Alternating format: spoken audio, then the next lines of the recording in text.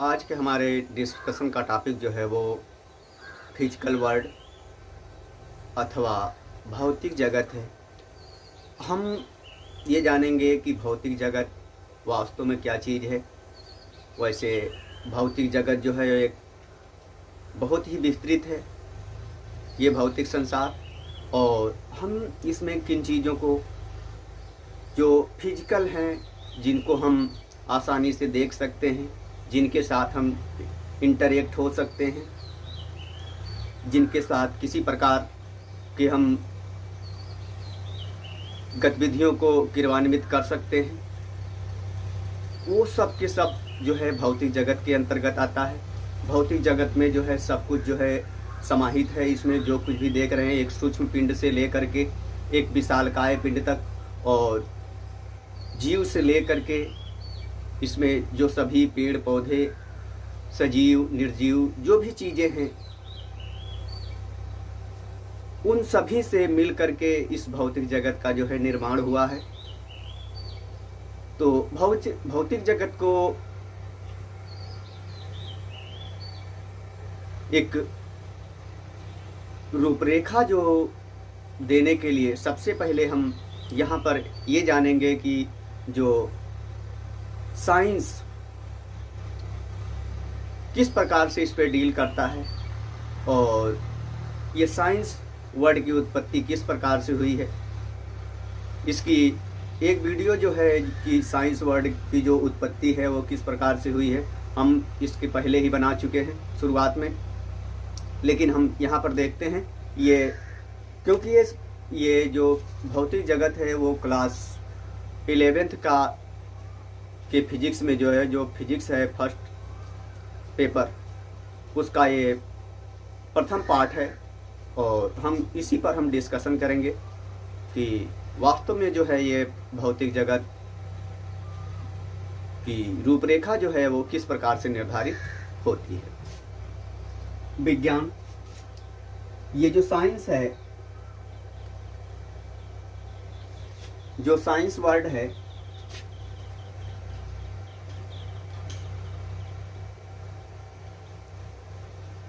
ये science word ये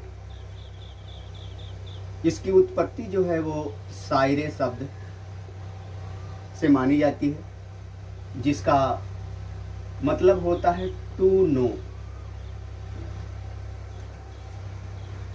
और इसी से मिलता जुलता एक शब्द और है जिसको हम बोलते हैं साइंटिया,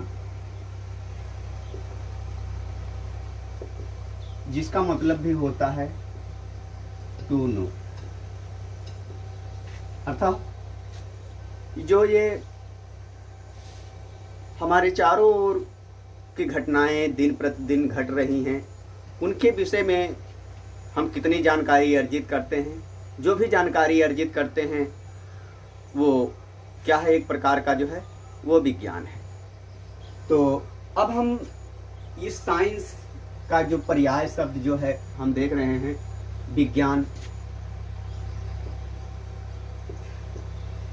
तो विज्ञान दो शब्दों से मिलकर के बना हुआ है। बी, जहाँ बी का तात्पर्य जो है वो विशिष्ट,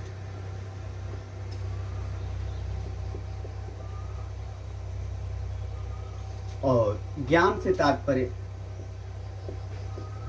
हमारा जो घटनाएं घटित हो रही हैं उनसे हम कितनी जानकारी, कितनी इंफॉर्मेशन और नॉलेज प्राप्त करते हैं, उससे है हमारा अनुभव है ये। अर्थात जो भी घटनाएं घटित हो रही हैं उनसे जो विशिष्ट अनुभव, जो एनालिटिकल नॉलेज है जो हम प्राप्त करते हैं, जो सुव्यवस्थित ज्ञान अर्जित करते हैं, वो किसके अंतर्गत आता है? विज्ञान के अंतर्गत आता है। तो एक प्रकार से जो विज्ञान है वो प्रमाणित ज्ञान को प्रदर्शित करता है, सुव्यवस्थित ज्ञान को प्रदर्शित करता है, और इस प्रकार से जो भी ये बाहरी दुनिया है, बाहरी दुनिया से जो भी ज्ञान हम अर्जित करते हैं उसी को क्या कहते हैं? हम विज्ञान कहते हैं। तो विज्ञान जो है सबसे पहले जो है, अब विज्ञान में एक नेचुरल साइंस जो साइंस है,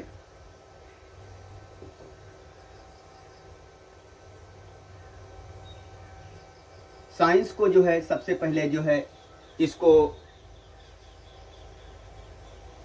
जो फिलॉसफी है उसका ही एक अंग माना जाता था भौतिक शास्त्र के रूप में, जिसका सर्वप्रथम प्रयोग जो है वो पाइथागोरस ने किया था।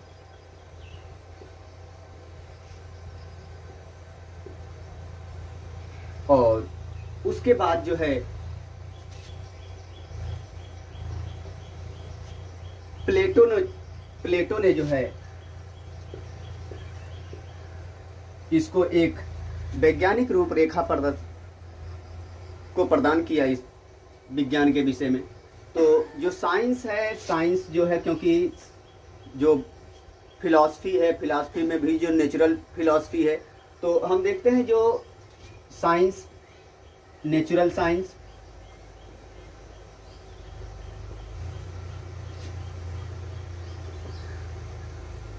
अब ये नेचुरल साइंस जिसको हम कहते हैं प्राकृतिक विज्ञान, और ये प्राकृतिक विज्ञान जो है वो दो विज्ञानों से मिलकर के बना हुआ है।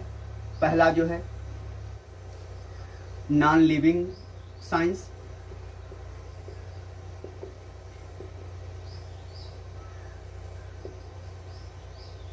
और दूसरा जो है वो लिविंग साइंस।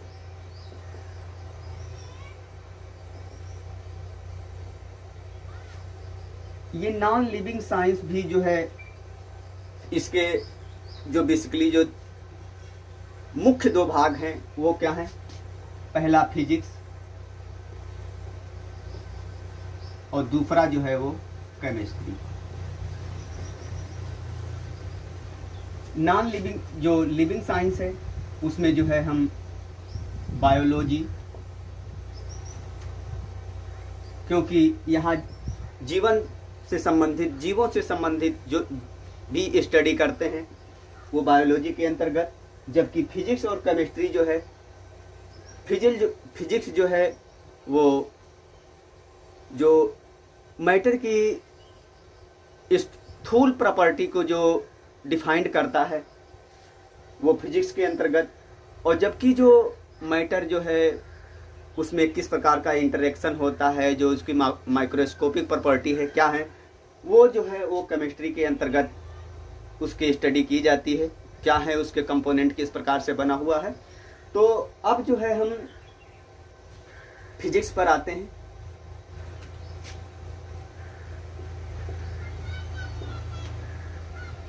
अब ये फिजिक्स क्या है? भौतिक विज्ञान। भौतिक, इसको पहले जो है भौतिकी के रूप में जाना जाता था। ये जो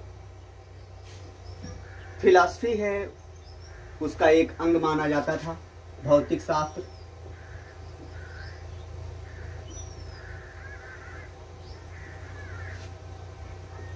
जिसको भौतिकी के रूप में जो संस्कृत का शब्द है नाम दिया गया था। वैसे जो फिजिक्स है उसकी जो डिफिनीशन देना बहुत ही कठिन कार्य है, लेकिन फिजिक्स के अंतर्गत ये विज्ञान की वह शाखा है जिसके अंतर्गत जो है हम ऊर्जा और द्रव्य के बीच जो है समन्वय स्थापित करने की कोशिश करते हैं। अर्थात विज्ञान की जिस शाखा के अंतर्गत हम ऊर्जा और द्रव्य के बीच जो समन्वय स्थापित करने की कोशिश करते हैं उसी का नाम जो है वो फिजिक्स है। वास्तव में जो फिजिक्स है वो मूलतः जो है ऊर्जा संरक्षण को डील करता है। हमारे चारों ओर जो घटनाएं घटित होती हैं, ऊर्जा और द्रव्य के बीच में क्या इंटरेक्शन है, क्या रिलेशन है, इसकी स्टडी जो है हम फिजिक्स के अंतर्गत करते हैं। तो जो फिजिक्स है उसको दो भागों में बांटा गया है। पहला भाग जो है इसका क्लासिकल फिजिक्स,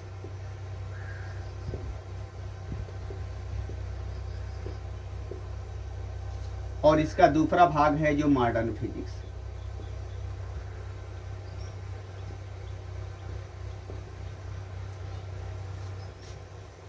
तो क्लासिकल फिजिक्स जो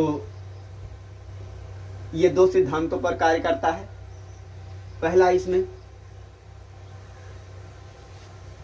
गैलीलियो और न्यूटन,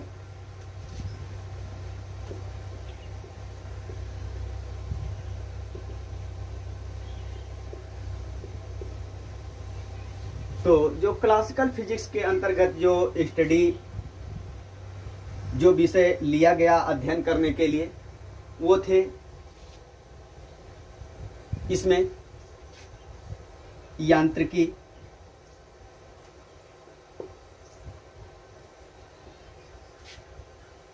ध्वनि, प्रकाश, विद्युत चुंबकत्व,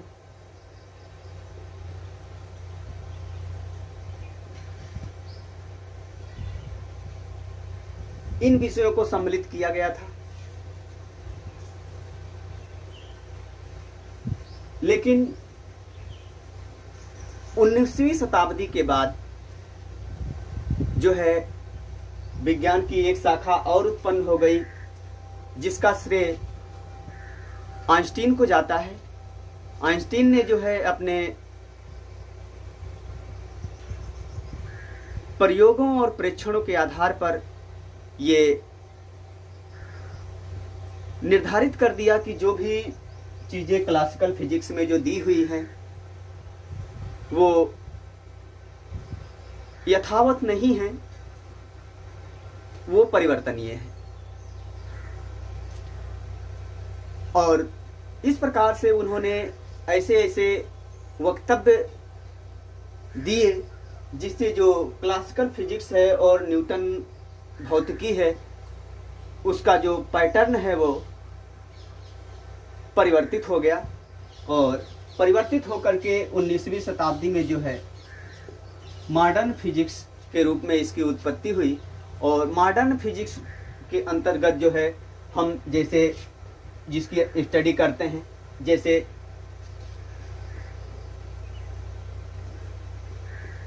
परमाणु, अणु, नाभिक,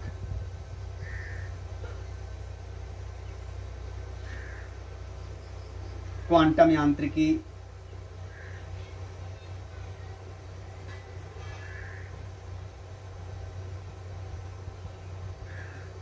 इलेक्ट्रॉन,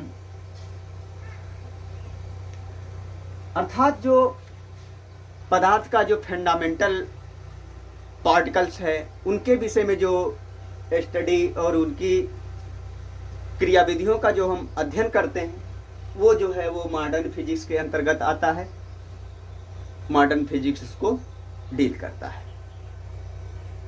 इसका मेन कारण है कि ये किस प्रकार से जो फिजिक्स है वो, क्योंकि 19वीं शताब्दी के पहले तक जो भौतिकी या भौतिक विज्ञान था वो न्यूटन के नियमों पर आधारित होता था, इन्हीं के नियमों पर चलता था। लेकिन इन्होंने कुछ नियम दिए जैसे कि गुरुत्वाकर्षण का नियम है, निश्चित समय अंतराल की संकल्पना है, और न्यूटन का जो गति विषयक नियम है। ये सभी नियम जो है इनके एक जड़त्वीय फ्रेम पर लागू होते हैं।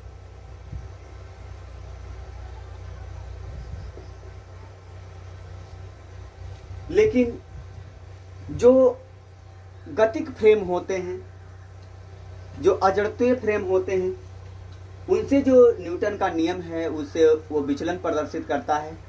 अर्थात यदि देखा जाए जो तो, और ये हम महसूस भी करते हैं, जो गति होती है, किसी भी वस्तु की गति है वो सापेक्ष होती है, निरपेक्ष नहीं होती है। जबकि न्यूटन के नियमों से ये लगता है कि जैसे समय निरपेक्ष होगा, लेकिन वास्तव में जो है समय निरपेक्ष नहीं होता है, समय जो होता है वो सापेक्ष होता है।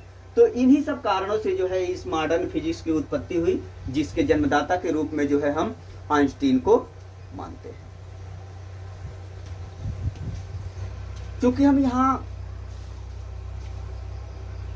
हमारा टॉपिक है भौतिक जगत, तो इस भौतिक जगत में जो भी पदार्थ या पिंड जो भी निहित हैं, उनके बीच तमाम प्रकार के अन्योन्य क्रियाएं होती रहती हैं और उनके बीच इंटरेक्शन के कारण जो है बल भी कार्य करते हैं। अब वो बल इस स्थूल जगत में कितने प्रकार के हैं, तो हम बल पहले देखते हैं। बल, वास्तव में बल क्या चीज़ है? तो हम जानते हैं किताबों में लिखा हुआ है कि धक्का और खिंचाव को जो है हम बल कहते हैं, लेकिन ये इतना सीमित वर्ड कि धक्का और खिंचाव एक प्रकार का बल है, हम थोड़ा और इसको एक्सटेंड करते हैं। बल जो है एक ऐसा एक्सटर्नल फैक्टर होता है जो किसी वस्तु की पोजीशन में परिवर्तन कर देता है या करने की कोशिश करता है। तो ऐसा कोई भी फैक्टर है जो किसी वस्तु की स्थिति में परिवर्तन करता है या करने का प्रयत्न करता है, उस एक्सटर्नल फैक्टर को जो है हम बल की संज्ञा देते हैं। बल जो है एक्चुअली में जो है बल दो प्रकार के होते हैं, केवल दो ही प्रकार के बल हैं। एक कांटेक्ट फोर्स और दूसरा जो है वो non contact force.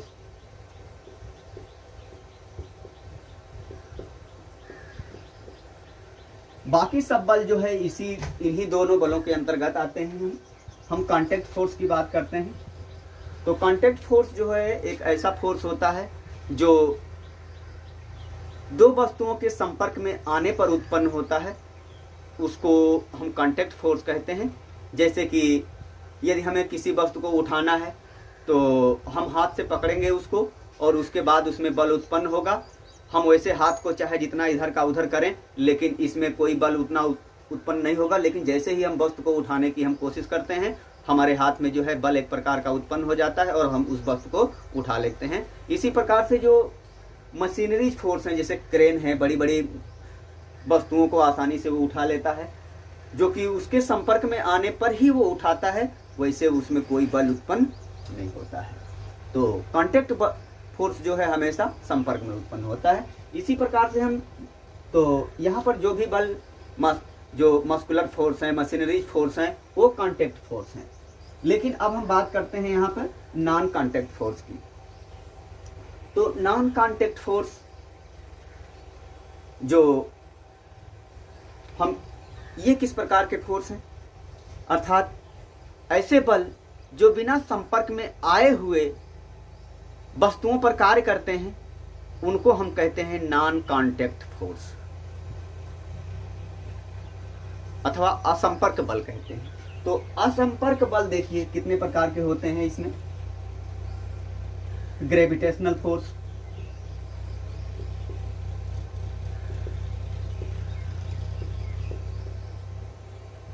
Number 1, number 2 electromagnetic force,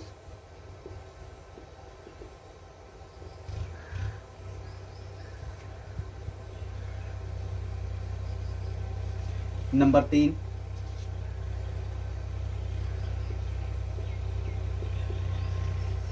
nuclear force, number 4 magnetic force,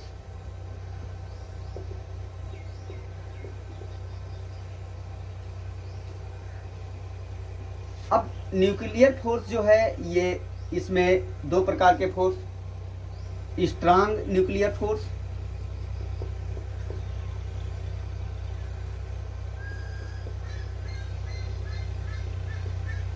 और वीक न्यूक्लियर फोर्स। ये पदार्थ की प्रकृति पर निर्भर करता है कि वो पदार्थ किस प्रकार से है, बना किस प्रकार का यौगिक है, उस प्रकार से जो है ये फोर्स जो है उनके बीच उत्पन्न होगा। तो हम एक एक बलों को देखते हैं। जैसे ग्रेविटेशनल फोर्स है, तो ग्रेविटेशनल फोर्स जो है हम जानते हैं, देखते हैं कि ये दो पिंडों के बीच कार्य करता है। कोई वस्तु जो है ऊपर की ओर फेंकी जाती है, वो नीचे आ जाती है। जैसे कि पेड़ से फल टूटता है, वो भी जमीन पर आता है। तो इस प्रकार से जो पृथ्वी द्वारा जो किसी वस्तु पर जो बल आरोपित किया जाता है वो गुरुत्वीय बल अथवा गुरुत्वाकर्षण बल जो है वो कहलाता है, जो कि एक नॉन कांटेक्ट फोर्स है, बिना ये कांटेक्ट में आए ही कार्य करता है। इसी प्रकार से इलेक्ट्रोमैग्नेटिक फोर्स है। तो इलेक्ट्रोमैग्नेटिक फोर्स, इलेक्ट्रोमैग्नेटिक फील्ड जो है किसके द्वारा उत्पन्न की जाती है? ये जो गतिमान आवेश होते हैं उन्हीं के द्वारा जो है ये इलेक्ट्रोमैग्नेटिक फील्ड उत्पन्न की जाती है, जिससे इलेक्ट्रोमैग्नेटिक फोर्स जो है जनरेट होता है। और ये भी जो है एक प्रकार का जो है नॉन कांटेक्ट फोर्स है। इसी प्रकार से जो मैग्नेटिक फोर्स है, मैग्नेटिक फोर्स जो है वो भी जो है एक पदार्थ का जो है एक एटॉमिक प्रॉपर्टी है, मॉलिक्यूलर प्रॉपर्टी है, जो कि एक एटम और मॉलिक्यूल के जो ओरिएंटेशन होता है एक फिक्स मैनर में होने के कारण जो है ये फोर्स जो है मैटर में उत्पन्न होता है। और जब हम लोहे की छीलन को किसी चुंबक के पास में ला करके हम रखते हैं, तो जो लोहे की छीलन है वो चुंबक की ओर अट्रैक्ट होने लगती है। इसके बीच भी कोई संपर्क नहीं होता है, एक इनविजिबल फोर्स जो है इसको अट्रैक्ट करता है और वो अट्रैक्ट हो जाता है। अब हम बात करते हैं न्यूक्लियर फोर्स की। तो न्यूक्लियर हम जानते हैं कि जो यहाँ पर एटम है, एटम का जो सेंट्रल पार्ट होता है उसको हम न्यूक्लियस कहते हैं। और न्यूक्लियस में जो है प्रोटॉन और न्यूट्रॉन रहते हैं, जबकि जो इलेक्ट्रॉन है वो नाभिक के बाहर जो है भिन्न भिन्न वृत्तीय कक्षाओं में चक्कर लगाते हैं। और किसी परमाणु में जो है जो इलेक्ट्रॉनों की संख्या होती है नाभिक में उपस्थित प्रोटॉनों की संख्या के बराबर होती है, इसलिए जो परमाणु जो होता है वो विद्युत उदासीन होता है। और क्योंकि जो एक प्रोटॉन पर जो है जो चार्ज होता है +1.6 × 10⁻⁻19 कूलम, और जबकि एक इलेक्ट्रॉन पे जो चार्ज है वो -1.6 × 10⁻⁻19 कूलम ये होता है। अतः चूंकि प्रोटॉन और इलेक्ट्रॉन की संख्या जो है परमाणु में बराबर होती है, अतः जो परमाणु होता है विद्युत उदासीन होता है। लेकिन फिर भी जो है इनके बीच जो है नाभिक धनावेशित होता है, इलेक्ट्रॉन ऋणावेशित होता है, तो इनके बीच जो है एक प्रकार का जो अट्रैक्शन फोर्स कार्य करता है, जिससे इलेक्ट्रॉन और नाभिक एक दूसरे से बंधे होते हैं। तो इस प्रकार से जो नेचुरल फोर्स हैं, उन नेचुरल फोर्स जो है नेचुरल फोर्स के अंतर्गत जो है ये नॉन कांटेक्ट फोर्स है। नॉन कांटेक्ट फोर्स में जो है इसमें ये आपका जो gravitational force, nuclear force, electromagnetic force, magnetic force, ये सब जो है वो नेचुरल फोर्स के अंतर्गत आते हैं। ये न्यूक्लियर फोर्स जो होता है strong nuclear force, weak nuclear force, मतलब जो ये न्यूक्लियर फोर्स है वो किसी किसी में ये शक्तिशाली भी होता है, हो सकता है कमज़ोर भी हो सकता है। तो ये जो फिजिकल वर्ल्ड है, हम इसमें जो 11th के जो फिजिक्स फर्स्ट पेपर है उसमें हम